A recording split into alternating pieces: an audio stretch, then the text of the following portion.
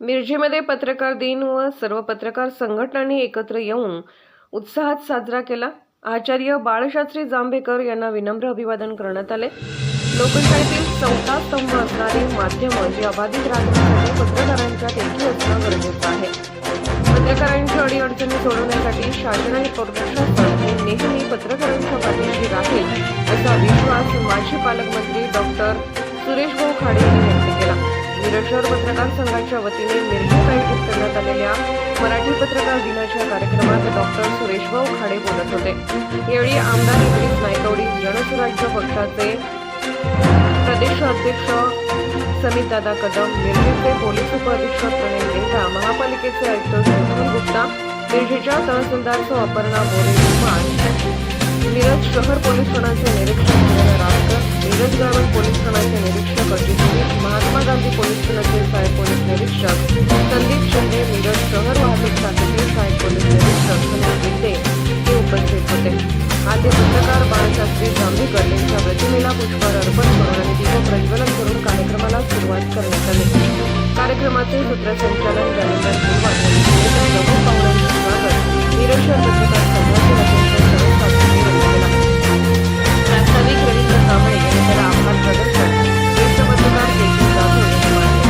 पत्रकार दिनाच्या कार्यक्रमाच्या सुरुवातीला ज्येष्ठ पत्रकार स्वर्गीय अण्णाभाऊ यांना भावपूर्ण चौथा स्तंभ हा एकजुटीने एका ताकदीने कायम असावा असं सांगून डॉक्टर सुरेश भाऊ खाडे म्हणाले, आपण सर्व माध्यमातून आणि संघटनातील पत्रकारांनी एकत्रित येऊन पत्रकार दिन साजरा करत आहात ही खरोखर चांगली गोष्ट आहे असेही आमदार इद्रिस नायकवडी यावेळी म्हणाले।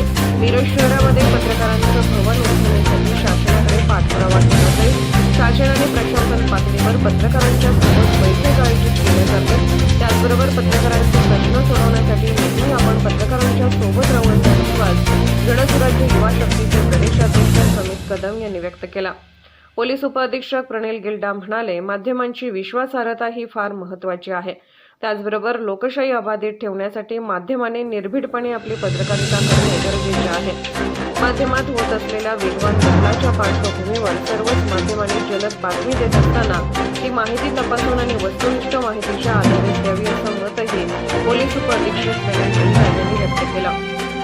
यावेळी मिरज शहर पत्रकार संघाचे अध्यक्ष शरद सातपुते, के.के. जाधव, दिगंबर शिंदे, जालिंदर फुलवाड, रवींद्र कांबळे, गणेश रावळे, जगदीश धुळगुळो, शंकर भोसले, उदय रावळ, प्रशांत नाईक, विनायक क्षीरसागर, राहुल मोरे, राजेंद्र कांबळे, गणेश वायदंडे, मनोज कांबळे, चेतन वाघमारे, युवराज सोनवणे, सुशांत घोरपडे, इम्तियाज शेख, जमीर रहमतपुरे, आदी माने, जगदीश मुल्ला, कौशल मुल्ला, सागर खडके, गीतांजली पाटील, संजय महिरी देशपांडे, विनायक तांबोळकर, सिद्धार्थ भोपळे, धनंजय फाटक, राकेश कोळेकर, संजय माने, विक्रांत लोणचे, विशाल जाधव, मंथारी उमरते, सुशांत नलावडे, आबिद शेख, बाळासाहेब गुरव, आयुक्त जमादार, सलीम मुल्ला, अनिल कांबळे, राहुल कांबळे, सुनील पाटील, विनायक सूर्यवंशी, सलीम अत्तार, जोजेफ हलकर, शहाबाज मुतवली, मुस्तफा मुस्लिम, प्रकाश जाधव, संदेश निराळे, तेजस खेरे, दीपक लक्ष्मी, विनायक बने, मनोहर गोरे, यश नजीर शेख,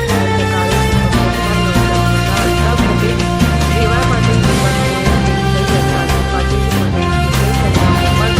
चंद्रकांत गायकवाड, अप्पा पाटणकर, राजेंद्र कांबळे, राजेंद्र पाटील, इम्रान मुल्ला, सलीम मुल्ला, पैगंबर मुलांनी, मोहम्मद अब्बास, मंजू चौधरी आणि समीर शंकर आणि पत्रकार उपस्थित होते। दस्तवेज न्यूजसाठी मुख्य संपादक गणेश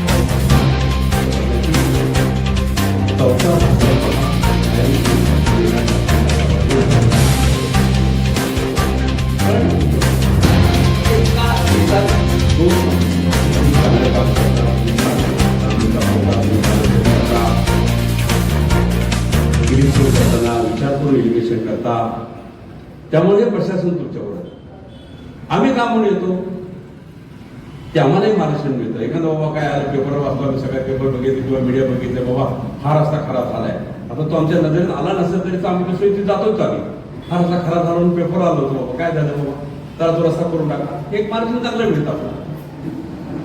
पण जे महत्वाचे विकासाचे असतील, एखादे चांगले कार्यक्रम होत असतील, एखादा चांगला वक्ता येत असेल, चांगला अधिकारी येत असेल, डिपार्टमेंटचे एखादे चांगले कार्यक्रम होत असतील, तर हे कार्यक्रम फ्रंट पेजला गेला. आपल्याला मी धन्यवाद देईन की आपण विधानसभेला खूप सहकार्य केलं, खूप चांगलं काम केलं आमच्या बरोबर. आम्ही निगेटिव्ह नव्हतोच, त्यामुळे काय विषय नव्हता तसा काय, पण चांगलं सहकार्य केलं, त्यावर मी धन्यवाद देतो आपल्याला. असंच सहकार्य, असंच मार्गदर्शन, असंच पाठबळ आपलं आमच्या पाठीशी आपण ठेवावं. निश्चितच तुमच्या माध्यमातून निश्चित ह्या नगरीची काही सुधारणा असेल, काय लौकिक करायचं असेल, बाकीच्या गोष्टी करण्याच्या निश्चित आम्हाला पाठबळ मिळेल, आम्ही ते करू. पण निश्चित एक चांगला विचार करूया आणि एक चांगल्या पद्धतीचं एक पत्रकार भवन हे आपण मिरजेमध्ये कसं साकारता येईल याचा एक निश्चय त्या 6 जानेवारीच्या निमित्तानं आपण सगळे करू. आणि येणाऱ्या सर्व त्या पुढच्या काळामध्ये तुम्हाला सगळ्यांना माझ्या मनापासून शुभेच्छा. आणि तुमच्या प्रगती सगळ्या या संघटनेची बघून मला फार आनंद होतोय. कोणत्याही पद्धतीच्या अडचणीत आम्ही तुमच्याबरोबर आहोत. कुठलीही अडचणीमध्ये निश्चितरित्या आपण करू. मला खोलात जायचं नाही आहे, पण ज्यांच्या काय असेल त्यांना आपण पोचेल की मी तुमच्याबरोबर आहे. ही दोन्ही बाबी सांगण्याचा अर्थ असा आहे की कुठल्याही पत्रकाराच्या वृत्तपत्राच्या खूप मोठी जबाबदारी असते. त्यासाठी कन्स्ट्रक्टिव्ह क्रिटिसिझम अतिशय महत्त्वाचं आहे. नुसतं स्तुती करायचे त्याचा पण उपयोग नाही, नुसतं विरोध करायचे त्याचा पण उपयोग नाही. पण कन्स्ट्रक्टिव्ह क्रिटिसिझम जर राहिला तरी आम्हाला पण टोचवर तुम्ही ठेवू शकतात. आम्हाला पण प्रत्येक वेळी असं वाटतं की हे अगदी याचप्रमाणे झाला पाहिजे, नियमाप्रमाणे असाच केला गेला पाहिजे, दुसरा काही याचा पर्याय नाही केला तर पत्रकार आपल्याला त्याप्रमाणे प्रश्न विचारतील. आणि त्या प्रकारची तुमची भूमिका असतील तर आम्ही नेहमी चांगल्या प्रकारे काम करू शकतो. आणि कुठले तरी जे महत्त्वाचे निर्णय असतात त्यासाठी तुमचा सपोर्ट अतिशय महत्त्वाचे असते. तर तुमचे जे आमदार साहेबासोबत समोर तुम्ही जे विषय मांडले तर त्यामध्ये काही महानगरपालिकेचं सहकार्य लागेल.